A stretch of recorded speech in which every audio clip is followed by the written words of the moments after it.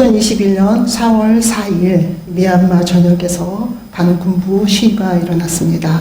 약 2달여 만에 누적자 사망자는 550명이 넘어섰다고 합니다. 또 2021년 5월 초에는 이스라엘과 팔레스타인의 분쟁이 있었습니다. 그렇습니다. 이렇게 세계는 정치적인 혼란이 끝이 없고 또 정치적인 혼란을 넘어서 전쟁까지 목격되고 있는 21세기를 우리는 살고 있습니다. 그리고 또 우리는 이제 전쟁과 정치적인 그러한 혼란을 넘어서서 코로나로 1년 넘게, 코로나로 인한 고통을 1년 넘게 경험하고 있는 중입니다. 코로나를 경험하면서 우리들이 얘기하는 내용들은 또 스페인 독감에 대한 이야기를 하게 됩니다. 스페인 독감은 사실 1918년에 발생한 질병이기도 하고 또 코로나라고도 하죠. 그렇게 독감이 있었습니다. 사실 스페인 독감이라고 불리지만은 이 인플루엔자 독감의 역학조사에 따르면 사실은 스페인이 아닌 미국의 캔자스의 하스겔 카운티에서 시작된 것으로 보입니다. 이 마을은 굉장히 매우 황량한 그러한 시골로 또 얼마 되지 않는 주민들이 돼지 등의 가금류와 밀접하게 접촉하며 사는 지역이었습니다. 그래서 이 지역에서 미국에서 발생한 그러한 이 스페인 독감, 어떻게 미국에서 발생한 독감을 스페인 독감이라고 할 수 있을까요? 그리고 또 1918년이면 시대적인 상황이 제1차 세계대전이 마무리되어지는 시점이었습니다. 그런데 이 세계대전에서 군인들이 징병대에서 이동하다 보니까 미국에서 발생한 이 독감이 스페인 독감으로 전 세계를 휩쓸은 그러한 우리나라까지도 영향을 준 그러한 독감입니다. 1억 명에 해당되는 희생자가 있었다고 합니다. 그렇다면 왜 스페인 독감이라고 이름을 붙였을까? 이때 당시에 제2세계 1차 대전 당시에 스페인만 중립국가로서 많은 내용들을 보도하는 그런 상황이었습니다. 그렇기 때문에 스페인에서 보도되었기 때문에 스페인 독감이라고 불리게 되었습니다. 그렇습니다. 사실 코로나의 대재앙을 우리는 코로나를 겪으면서 스페인 독감이라는 대재앙을 떠올리면서 또 위로를 삼아가기도 합니다. 정치적인 문제뿐만 아니라 경제적인 또 건강의 문제, 계속되는 이 세계의 문제에 직면하면서 우리 주변에서 지금까지 가장 많이 언급된 이야기가 무엇일까요? 나도, 그리고 너도, 우리 모두도 또 전 세계가 이야기한 내용이 한 문장이 있습니다. 그것은 이 또한 지나가리라. 이 또한 지나가리라는 이 문장이 많은 사람을 위로하고 있는지는 모르겠습니다. 이 말이 어디서 나왔을까요? 이 말은 유대교 경전에서 나왔다고 합니다. 그리고 다윗왕이 이 말이 나온 출처를 살펴보면 다윗왕이 어느 날 보석 세공자를 불러서 나를 위해 반지를 만들어 봐라 이렇게 주문을 했어요. 그런데 그 반지에 새길 글귀가 내가 승리를 했을 때 그 승리감에 너무 도취돼서 자만하지 않고 또 내가 낙담할 때 그 낙담에 너무 빠져서 새로운 용기와 희망을 얻지 못하는 그 상황에 직면하게 될 때 내가 나에게 힘이 되는 문구를 적어다오 이렇게 주문을 했다고 합니다. 금속 세공자가 그 왕의 주문에 해당되는 문구를 찾을 수가 없었죠. 그래서 솔로몬을 찾아갑니다. 그리고 솔로몬에게 이 상황을 얘기하고 솔로몬이 이 금속 세공자에게 준 이야기가 이 또한 지나가리라 이 말이라고 합니다. 그렇습니다. 우리는 이렇게 혼란을 겪으면서 정치적이고 또 경제적이고 또 건강의 문제에 직면해서 이 또한 지나가리라는 말이 우리를 다 위로할 수 있을까? 그리고 이렇게 많은 시기, 이 고난의 긴 시기를 보낼 때에 이 말이 우리를 정말 위로하고 우리에게 새 힘을 줄 수 있을까? 저는 그렇게 생각하지 않습니다.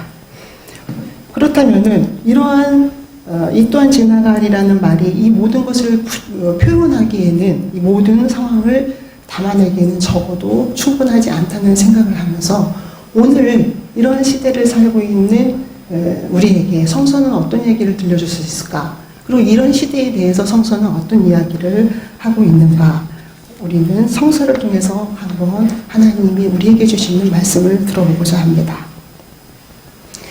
그렇습니다. 오늘 우리가 함께 봉독한 요한계시록 6장의 말씀은 1절에 보면은 내가 보면 어린 양이 7인을 떼는데 7인을 뗀다는 것은 우리가 앞부분에서 기억한 것처럼 두루마리에 7인이 봉해져 있고 그 7인을 떼는데 그것에 관한 내용이 오늘 6장의 내용입니다.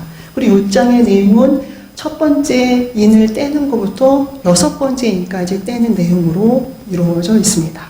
첫 번째 인을 뗀다는 것으로 우리는 6장의 내용을 함께 묵상을 합니다. 자, 첫 번째 인을 떼었을 때 하나의 장면이 펼쳐집니다.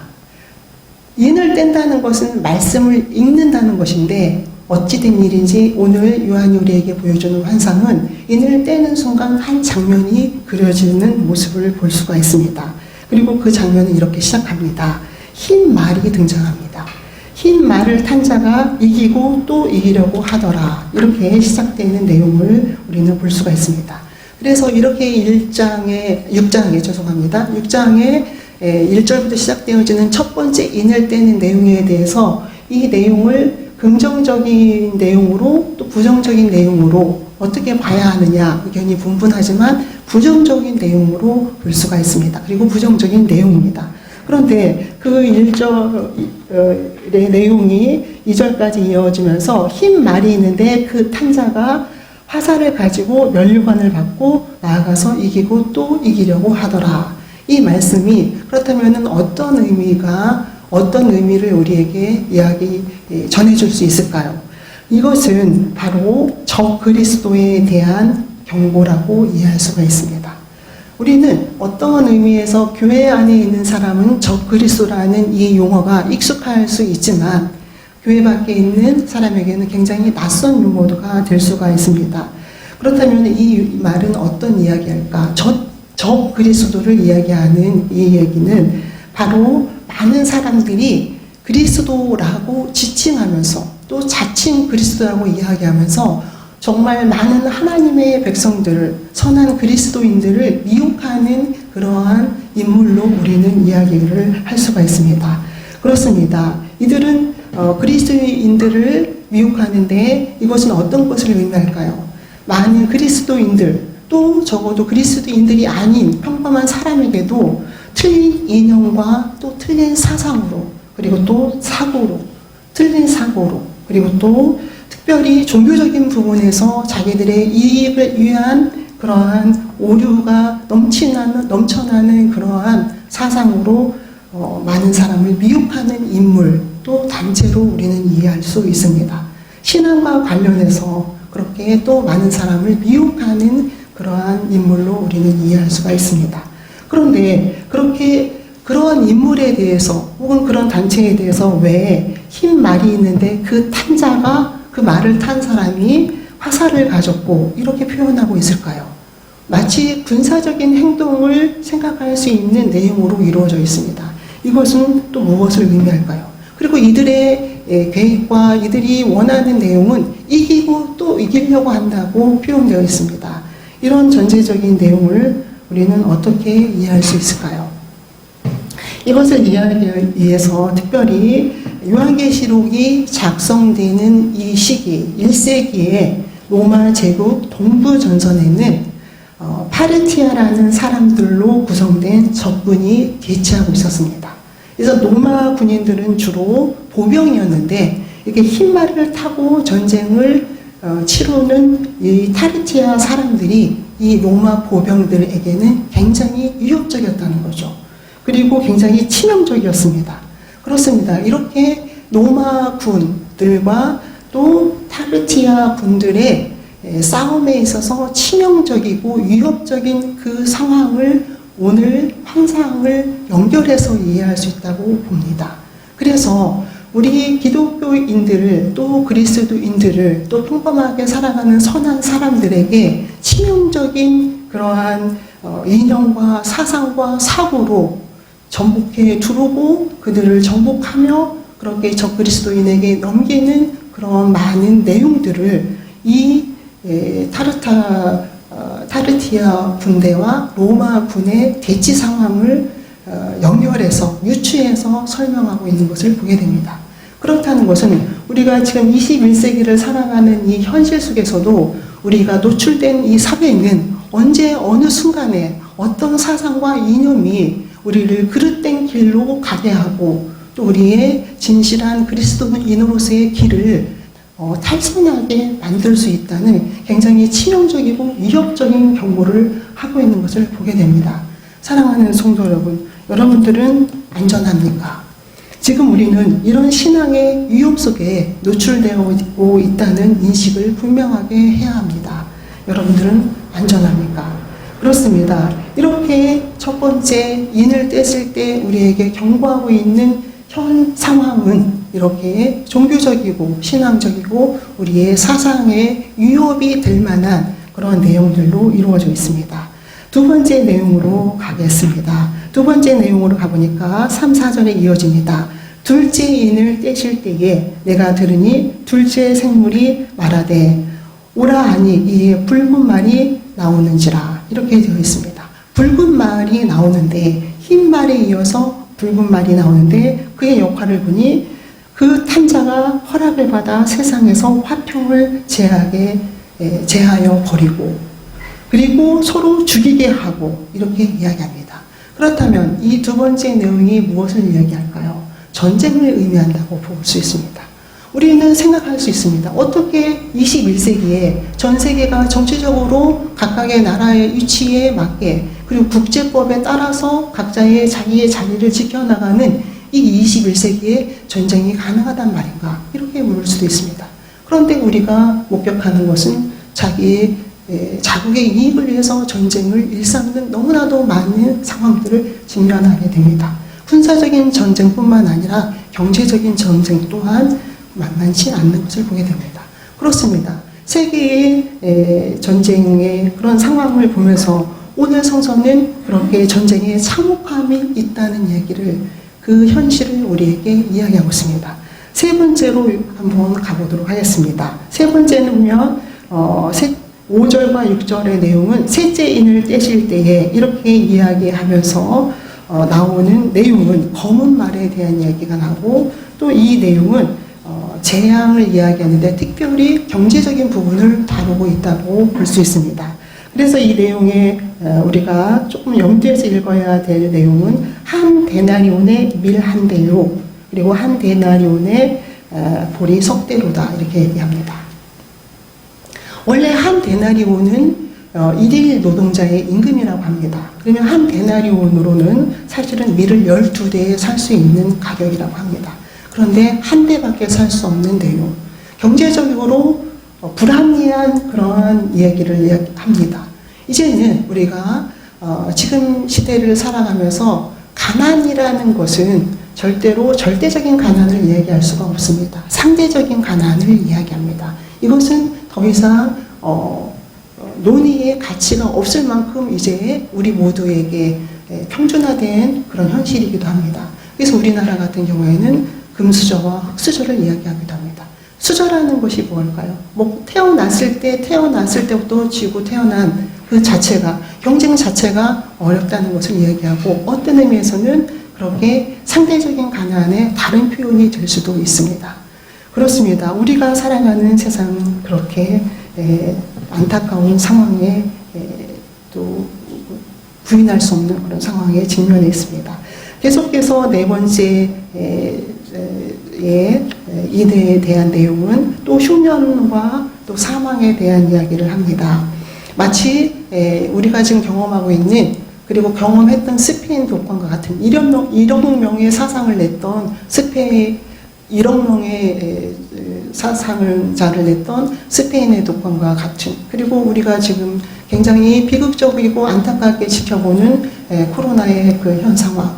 물론 굉장히 부유한 나라일수록 관리가 잘 되는 나라일수록 사망자는 적지만 그렇지 못한 열악한 환경 속에 있는 많은 나라는 우리가 너무나도 안타깝게 바라볼 수만 없는 많은 사망자들을 보게 됩니다.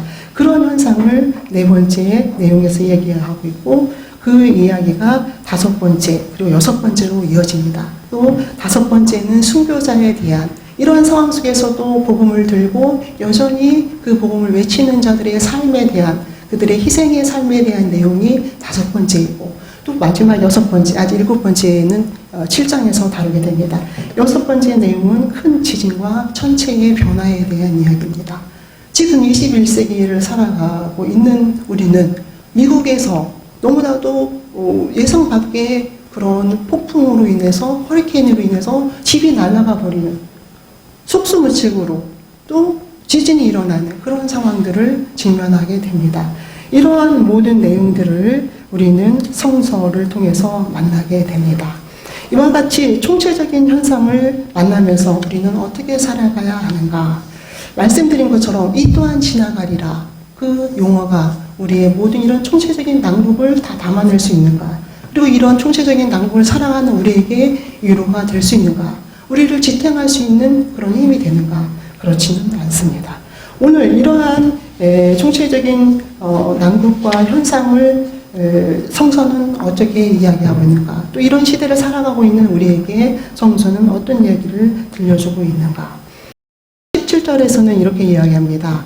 그들의 진노의 큰 날이 이르렀으니 누가 능히 서리요. 이렇게 마지막 17절이 이야기합니다.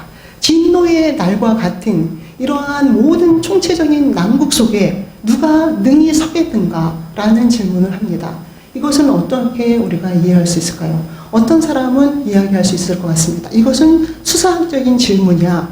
누구도 능히 설 수 없다는 이야기야. 이렇게 이해할 수도 있을 것 같습니다. 그러나 저는 그렇게 이해하고 싶지는 않습니다. 그럼에도 불구하고 이 진노의 큰 날에, 이런 총체적인 난국에 우리가 서야 하는데, 내가 서야 하는데 우리는 어떻게 서야 하는가?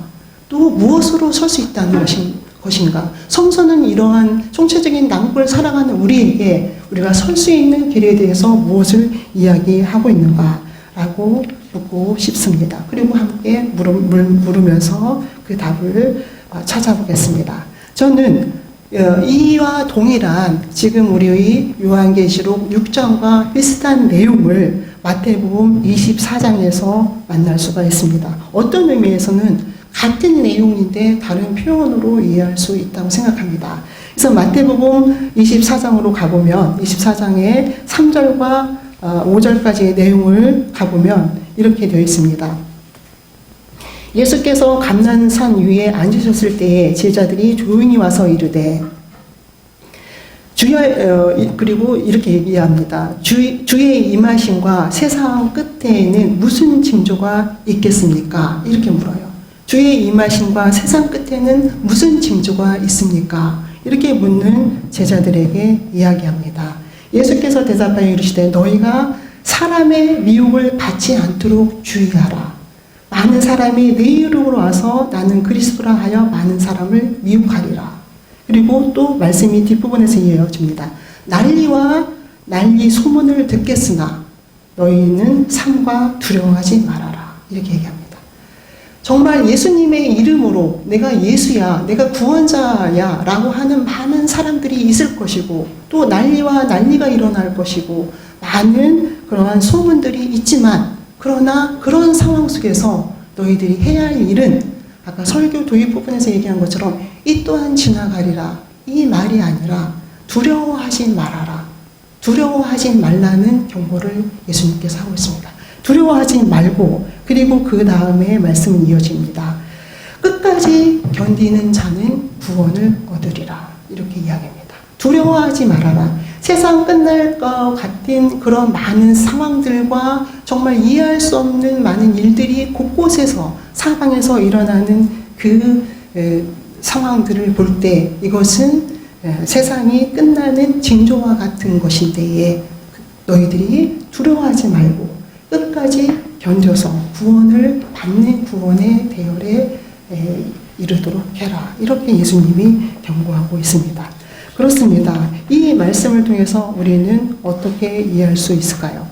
우리가 이러한 너무나도 질척하고 험악한 세상, 너무나도 또 두렵기도 하고 또 불공평해 보이고 분리 속에 내가 대상이 되는 것 같은 그런 세상을 살아갈 때에 우리가 해야 될 그러한 신앙인으로서의 자세와 신앙의 삶은 이러한 상황 속에서 두려워하지 말아라. 그리고 끝까지 견뎌내야 된다는 것을 이야기하고 있습니다. 그렇다면 저는 이 말씀 속에서 끝까지 견디는 자는 구원을 얻으리라고 하는 그 구원의 약속에 따른 그 예수님의 말씀에 비추어서 그렇다면은 끝까지 견딘다는 것은 어떤 이야기를 할 수 있을까? 종말론적인 삶인데 우리가 시작에 있으면 끝이 있고 그 중간 단계를 살아가는 우리들에게 주시는 예수님의 말씀은 끝까지 견디고 구원에 이르도록 그 얘기를 하고 있는데 그것은 어떤 것을 의미할까요? 사랑하는 성도 여러분, 여러분 전쟁에 임해 보셨습니까? 군대는 갔다 왔지만 전쟁을 치르지는 않았을 것 같은 젊은이들입니다. 우리는 어쩌면 너무나도 감사하게 전쟁 세대는 아닙니다. 그렇지만 우리가 직접 경험은 하지 않았더라도 간접 경험을 통해서 그 전쟁의 잔인함과 공포와 두려움을 너무나도 잘 알고 있습니다. 있어서는 안 될 일들로 우리는 생각합니다. 그런데 우리 한번 생각해 봅시다. 그 전쟁의 상황에서 많은 포탄이 서로 양측을 향해서 오고 가는, 그래서 포탄의 연기로 하늘을 다 가렸다고 할지라도, 그렇다고 할지라도 태양이 떠오르지 않을까요? 또 그런 전쟁의 참혹한 현장의 밤하늘에 별이 떠오르지 않을까요? 우리가 이렇게 코로나로 인해서 움츠러들고 두렵고 힘겨운 시간들을 보내고 있음에도 불구하고, 그럼에도 불구하고 봄이 오고 여름이 오고 가을이 오고 겨울이 오고 또다시 봄이 오고 또다시 여름이 왔습니다. 이것은 무엇을 이야기할까요? 아무리 많은 사람들이 탐욕으로 공장을 빽빽히 짓고 이 아름다운 파란 하늘을 미세먼지로 다 가린다고 할지라도 우리가 그 미세먼지가 이 파란 하늘을 늘 다 덮지는 않습니다. 그것은 무엇을 이야기하고 한다고 생각하십니까? 그것은 어떠한 상황 속에서도 사람들이 어떻게 하나님의 창조하신 이 세계를 흡지를 하고 회색빛으로 뒤덮는다 할지라도 하나님은 여전히 변함없이 그 자리에 계셔서 여전히 일하고 계신다는 것을 이야기합니다. 그분은 여전히 밤하늘에 별을 보내시고 그리고 맑은 하늘에 태양을 보내시고 여전히 봄, 가을, 겨울, 여름을 봄, 여름, 가을, 겨울을 만들고 있다는 것을 보게 됩니다. 사랑하는 성도 여러분, 요한복음 5장 17절에는 이렇게 이야기합니다. 하나님이 일하시니 나도 일한다.